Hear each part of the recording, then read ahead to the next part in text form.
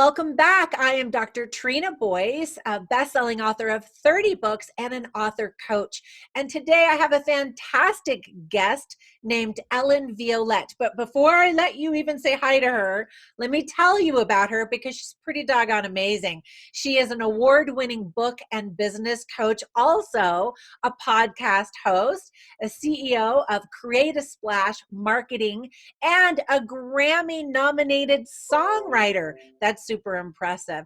She helps busy, creative visionaries like you and leaders and change makers to write, publish, and launch to #1 bestseller and market their book to get more clients, make more money, make a bigger impact, and leave a legacy. Pretty impressive, right? Welcome, Ellen. Thanks. I'm happy to be here. That's an impressive introduction for a very impressive woman. And I'm Thanks. so thrilled to have you here to share some of your wisdom and advice for all of us. I'm happy to share. Well, good. Well, first, tell me, how did you get started in this business? Long story. Let's see. Let's do the short version. Okay. I was in the music business for a long time, and I won a Grammy nomination, and then I didn't get another cut for 3 years, which I didn't expect that to happen. I thought I was on my way. And in the middle of all that, I was living with my husband and my parents in the house I grew up in, and long story, and we ended up building a world-class studio in that house. Then the Northridge earthquake happened, damaged our house a lot. I mean, like our street looked like a war zone. And then my parents both passed away, and I ended up having to sell the house, and I didn't have another way to make a living because my studio was gone. And we ended up moving down to San Diego. I lived in Los Angeles where I grew up, and we had spent summers here, and it was familiar to us, but it was also away from all the memories of my whole life, and I needed a change. And so we came down here right as the real estate market was taking off. So we started buying, fixing, and selling houses, and we made a lot of money in a relatively short amount of time. But then the market got too hot. There was nothing to buy. And we ended up taking a property management job back in Los Angeles just to have some money coming in while I figured out what I was going to do next. And that's when I got online. I'd always wanted to write books. I think it was in my DNA. My mother was so funny. Well, she's no longer with us, but she wanted to write books. My dad wanted to write books. And one time my mom said, I'm going to write a book. And she went in her room and she came back like an hour later and said, I wrote 1 page and I'm done.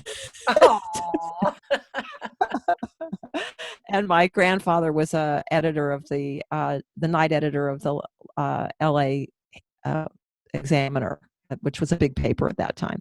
So, and my grandmother was an English teacher. So, I mean, it's, what can I say? So, I got online. I started looking around, like how do you do this? And I found a New York Times bestselling author who said that he consulted with people. And so I signed up for a consultation and I said, I think I'm a writer. I think I can do this. What do you think? And he said, oh, your writing is great. All you have to do is start sending stuff out on spec. And my reaction was, no, thank you. I did that for, 15, 20 years in the music business, and it sucks because you're totally at the mercy of other people. And there's a lot of, at least in the music business, there was a lot of nepotism. There was a lot of not wanting to, no matter how good your song was, take it because then they would have to actually pay you. So, I happened to find ebooks online, and I remember running through the house saying to my husband, oh my God, this is amazing. Did you know that there's this thing now called ebooks? And this was like 2004. And you can do this and get directly to your audience and be self-published, and you don't have to go, deal with book proposals and getting rejected a million times and all that. So I was really excited about it. And so I started writing my first book, but I didn't have a clue what to write about. So I started, asking the people close to me, what do you think I should write about? And we had moved a lot, buying, fixing, and selling houses, and I'd gotten really good at moving. I mean, really good at it. So last time we had moved, the same movers moved us several times, and they said, God, you're so good at this. So I thought, okay, I'll write my first book about moving. So that's what I did. And I signed up for a publicity course, and the guy said, "Oh, well, you should be the moving doctor." And I said, "Shoot me. I'm not interested in being the moving doctor." But anyways, but I wrote the book, and my original idea was I was going to try to sell it to companies that had realtors and then let them give it away to their clients. And I looked into it, but I never followed through with it because in the meantime, we started going to a lot of online events. And the big event now, I think, they're big events like Traffic and Conversion, but back then it was the big seminar with Armin Morin. And we went to that. And at that point, I was having a really hard time writing the book. And the only thing available was one book on how to write an ebook and one email course. And I was like, there's got to be a better way than this, because I ended up having to hire a coach who was not a book coach, and I would have to make the mistakes, and then he would tell me what to do, and it was long, and it was frustrating, and it was expensive. And that's when I decided I can do this better, and I'm going to teach people how to do this. So I pretty much better finish this first book. So I did that, and I created my signature workshop, my first one, which I still have to this day. I've taught it 30 times, and it's changed names over the years, but it's the same course.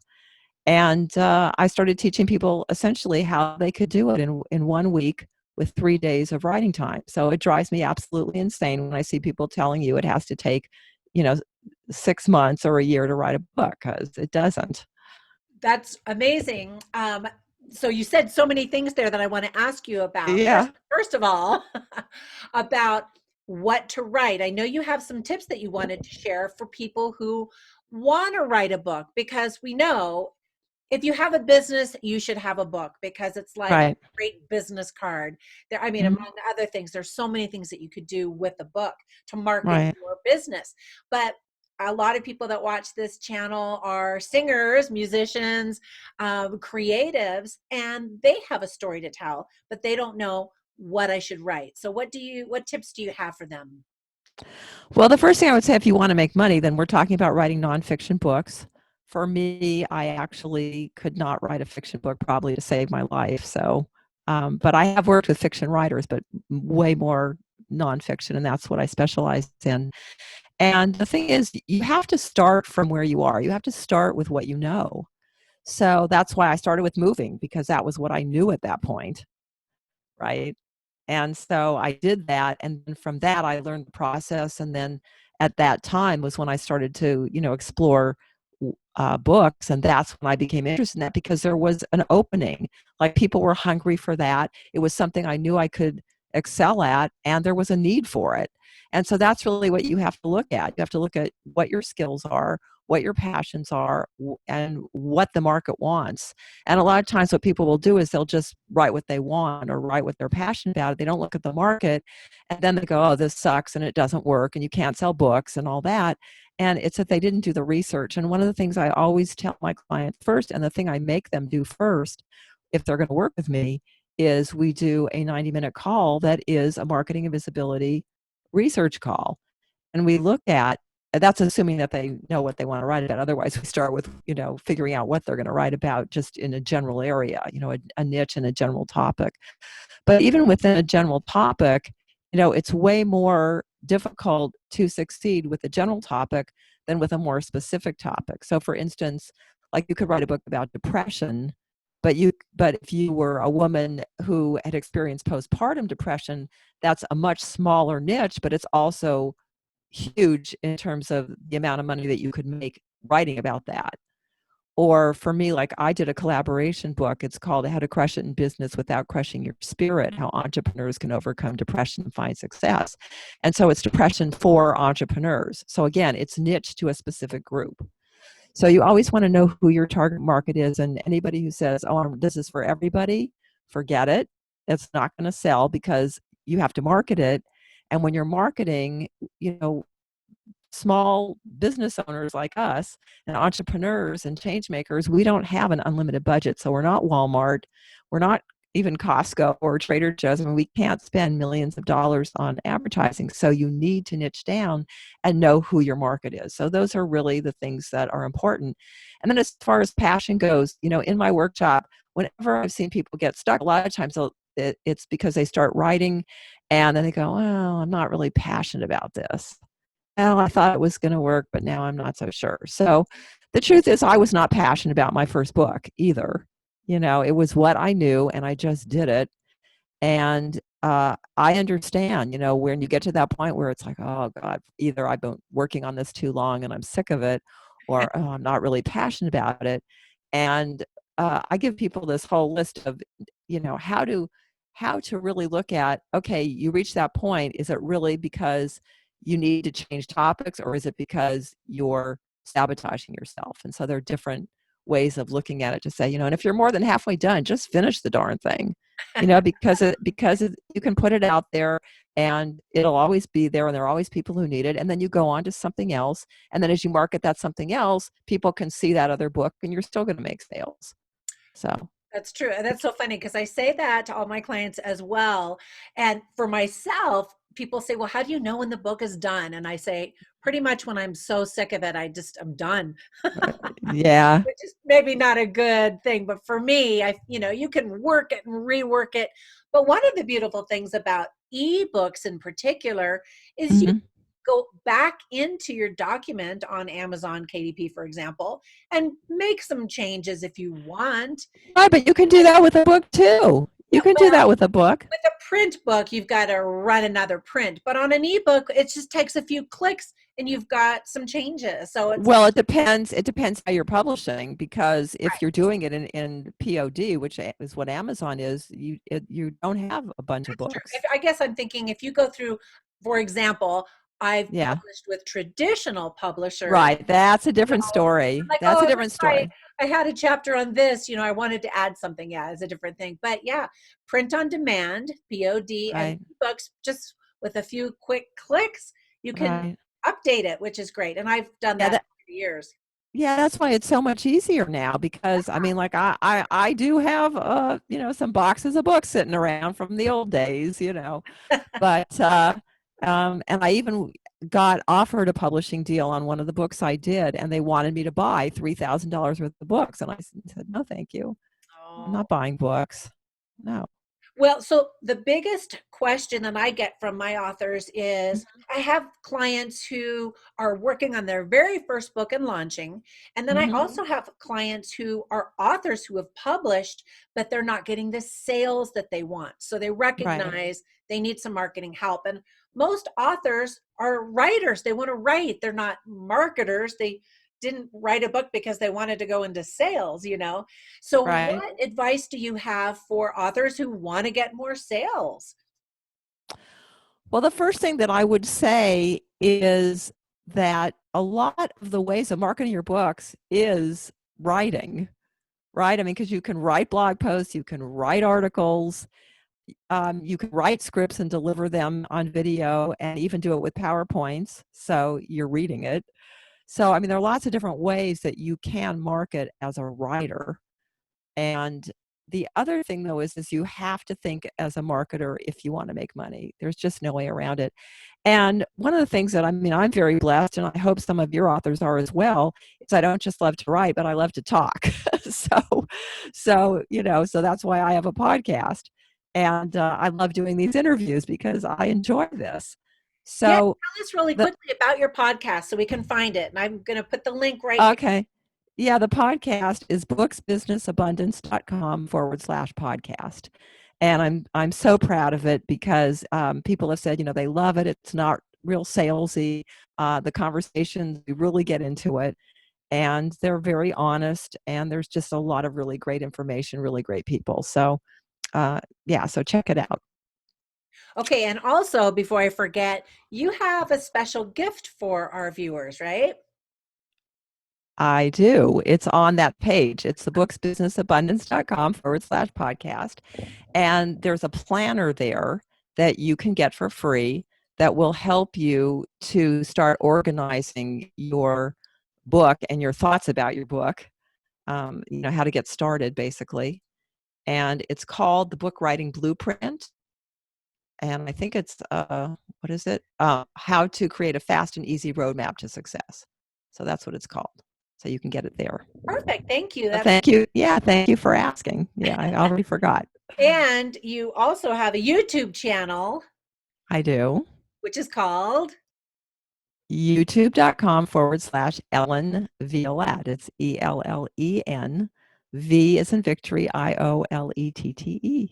Great. And of course, if you haven't already subscribed to this channel, just a little reminder to subscribe, like, comment below, all that stuff. But back to you and more questions.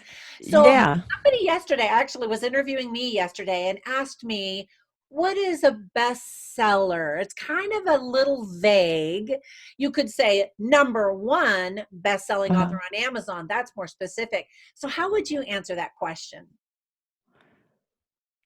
Well, number one is when you get it to number one. I mean, but in Amazon, it's number one in a category. It's not number one in all of Amazon, or there would only be one bestseller. Right, but or New There York are Times bestseller. Right, there are different ways that you can become a bestseller. And yes, it's easier to become an Amazon bestseller than a New York Times bestseller or a USA bestseller.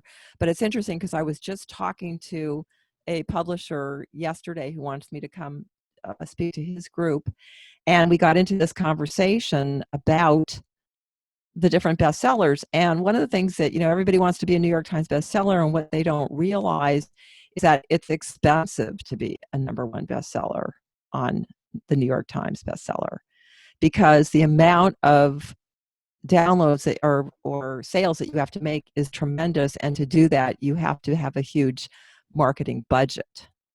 So that's one thing. And the other thing I want to say is that people don't understand all the hidden benefits of doing an Amazon bestseller. And I actually did a podcast on that I really suggest, if people are interested in learning more, they go and listen to it. But just a few things that I'll say is, once you have number one bestseller behind your name, just like I'm always going to be Ellen Violette, Grammy nominated songwriter.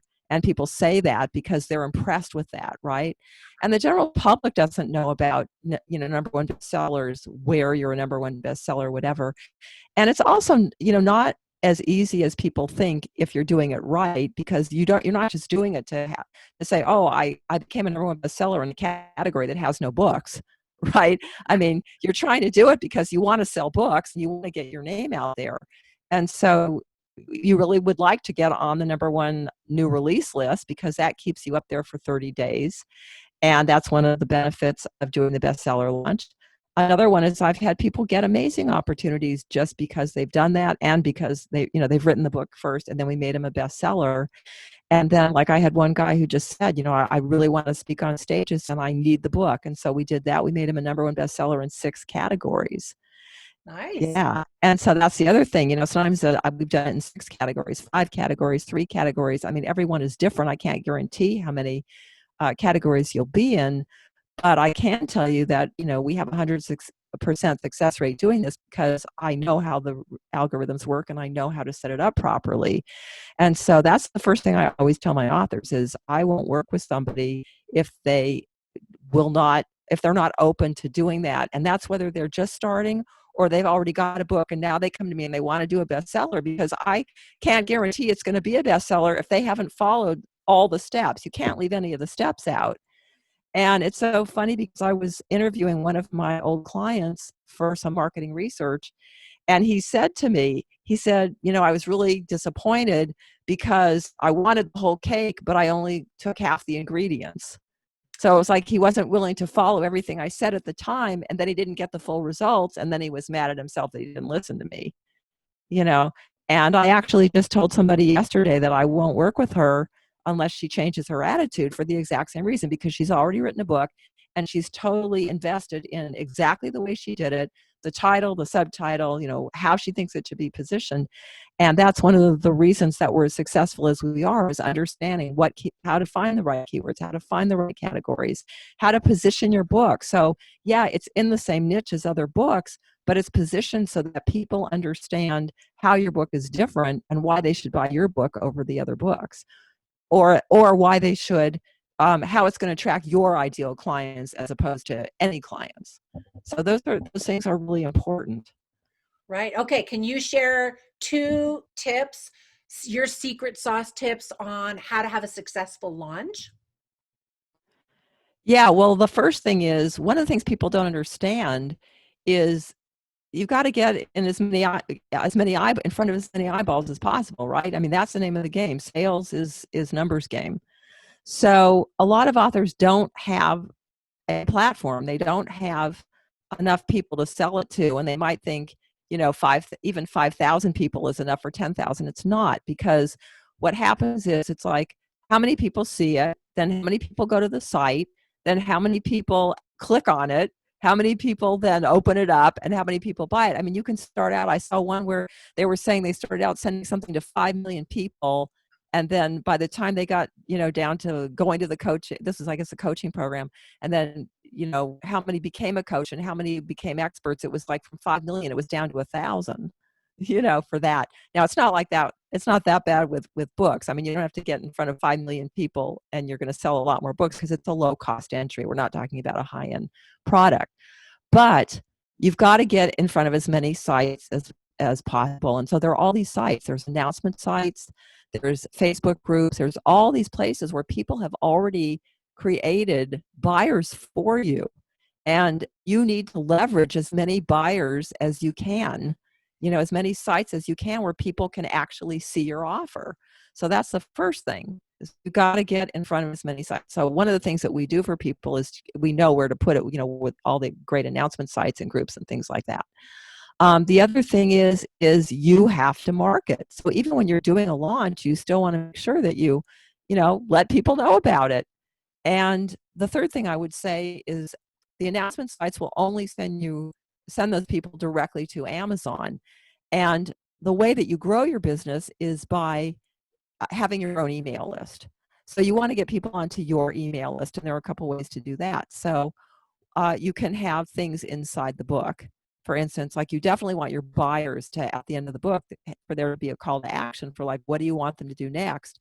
And that next thing, depending on what your strategy is. I mean, if some people are just selling out of a Facebook group, then they might want to send them there. But if they're trying to get them to their email list, then they would want to give them something that would get them to that email list. So and that's, people don't think about their call to action a lot of times until the book's written. And sometimes people come to me, they don't have one, or they've never thought about it. And if you're just starting now, like, if you're going to write a book, think about that first, because you want your book to be the prelude to getting people on your list. That's what your book is for. As you said, a book is a calling card. So the idea is to get them to take action and take the next step with you. So that's what I would say about that. Right. That's fantastic advice. And that's actually the very first thing that I teach my clients is you might be on Facebook marketing your all of your best efforts on, all of the various social media platforms. And if those social media platforms for some reason collapsed, you have no way to communicate Right. with You have your audience, nothing. right? So the Right. first thing that we do is create a funnel. And that funnel could begin with your book, and it's to reach Absolutely. email addresses so you can Absolutely. continue to market to your clients. I've And also seen, what I've also seen people do recently, I thought was very clever. I was on a webinar, and, on a webinar, you want people to stay to the end. You want them to hear your offer, and that really, you want them to hear your offer. That's the bottom line. So, so how do you get them to stay on? So one of them, they were saying, well, stay to the end, and then you'll get an extra bonus, and we're going to give you an ebook.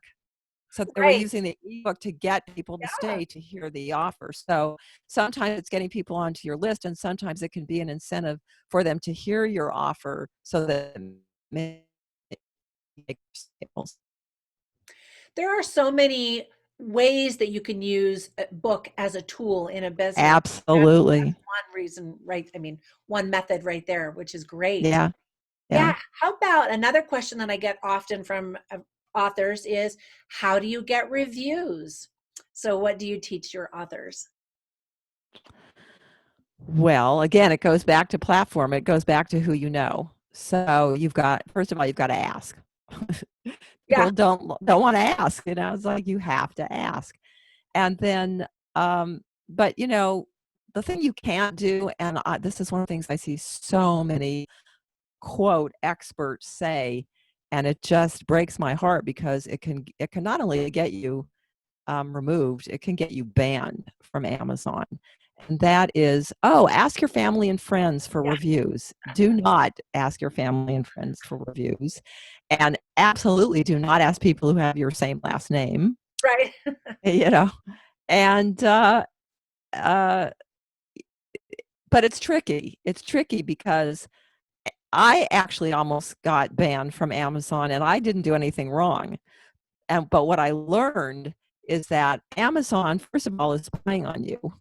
So if you have your Facebook connected to Amazon and they think that somebody's a good friend, they won't like it. If they think that you have a review from someone that you have a financial relationship with, they won't like it.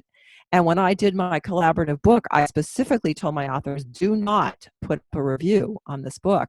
And yet I don't know who did or who it was they decided I had a relationship with, but I got a very threatening email from them. And when I tried to ask them and I said, I don't understand, because I specifically told them not to give one, can you tell me who did that? They said, no, we're not going to tell you, and this is closed. We will not talk to you about this. That was it.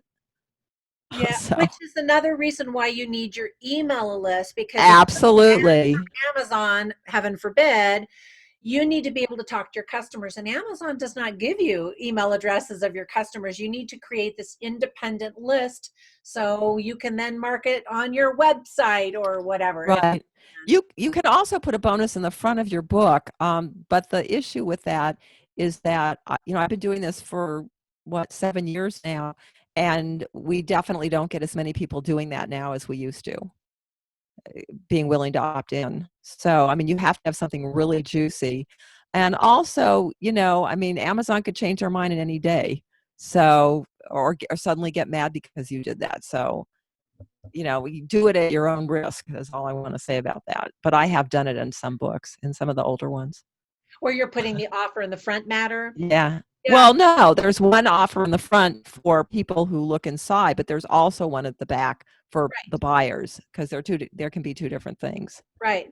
So But you're always going to be more interested in your buyers anyway. So, right? right. Okay, so maybe two more questions. What is the biggest mistake you think that authors make in marketing? That'll be the first question. Oh, well, the biggest mistake is they don't do the marketing research. By far, that's the biggest mistake. They just write a book and then they say, oh, I have to learn how to market this.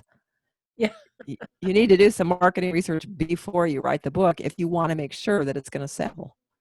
right. And you I mean, mentioned, you might get lucky, but it's a crapshoot if you don't do it before. do you have specific tools that you use, or do you just encourage them to go on to Google or Amazon and do keyword searches that way? Yeah, no, I start with Word Tracker, and I just got turned on to Uber Suggest. So now I've Oh, been using good. both of them because they both have free tools. That's where I look at volumes of what keywords they're looking up. And I'll tell you something. I once had this guy come to me, and he had spent thousands of dollars on domain names, and they were all related to something he was doing. I wish I could remember what it was. It was a long time ago. And the problem was that had he gone and looked up the words first, like for instance, I'll just use this because I know about this one, is happy, how to be happy and happiness. So it's the same idea, but one gets way more volume than the other, and one has way more competition than the other. And the one that has less competition is actually the better one. And it actually a lot of times gets more hits, but people don't realize it because they didn't look it up and find this out. And so it was the same in his. He had the wrong version of the word. And I said, oh my God, you're leaving 2/3 of your money on the table because you've got the wrong version of the word. And he was like just devastated because he'd spent all this money on the wrong ones and was leaving all this money on the table. So that's why it's important to do the research first, because if you're going to go to all the trouble to write your book and pour your heart out and spend the time and the energy, you want it to sell, right? Absolutely. Yeah. Okay, so second question, last question, is what other tools do you think are absolute necessities for an author to be successful, not only writing, but also marketing? Do you have any favorite tools that you use? I do, but it's not cheap. That's okay. We want to hear them. Okay. I am a huge fan of funnel scripts.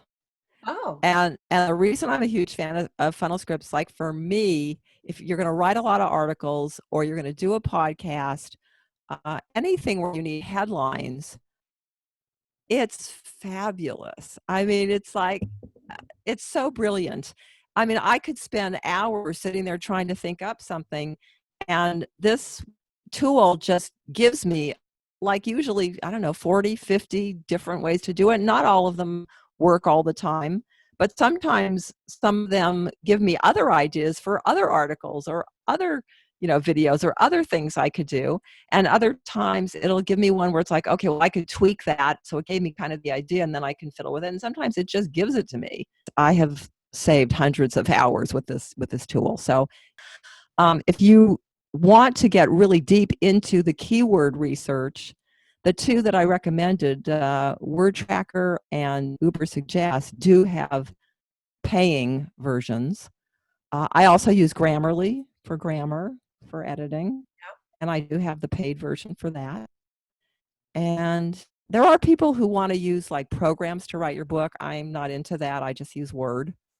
And the one thing that I don't recommend people do, but a lot of people still do it. I mean, you can go, there are formatting tools. One, I mean, Amazon has their own. They also have a cover maker. And then there's something called Juto, JUTOH.com, and Calibra-ebook.com. And those are free formatting tools. My take on formatting is don't do it. And I'll tell you why. Because I've seen even some of my colleagues say, with a team, it took them like 40 hours to figure it out. And you're way better off like having us or even 5 or somebody do it for you. And, just get it done. Because think about this. If you make $100 an hour as a coach, let's say, this isn't so much for your songwriting people, unless you're going to go into teaching other people aspects of what you do as a songwriter or whatever. But your marketing, if you do websites for people, whatever, and you're making $100 an hour, how much money are you losing if you spend 40 hours doing that versus paying somebody to do it where maybe it's going to cost you a few $100? It's just, I mean, it's like 3 hours of your time. So it's just not worth it. It's just not worth it to do that. good So tip. that's Good. Well, thank you, what. Ellen, so much. Yeah, that was You're fantastic. welcome. Obviously, we could stay here all day long and talk and pick I know. because you've got some great experience and advice for us. But that just kind of whets everybody's appetite. And so, again, be sure and subscribe to this channel. I love your pillow. Oh, Where'd you get the pillow? I bought it for my son. He has several YouTube channels as well. Uh-huh. And I don't know if he thought it was too girly, so he didn't use it. Uh, So I'm like, I love it. I think it's so cute. I just got it on Amazon. You could buy anything. that is cute. Very I'll cute. put a Yeah. link above here if you want this YouTube. Anyway, thank you again so much, and I will talk to you soon. Yes, you will. Thanks. Bye for now, everybody. Thanks for Bye-bye. visiting.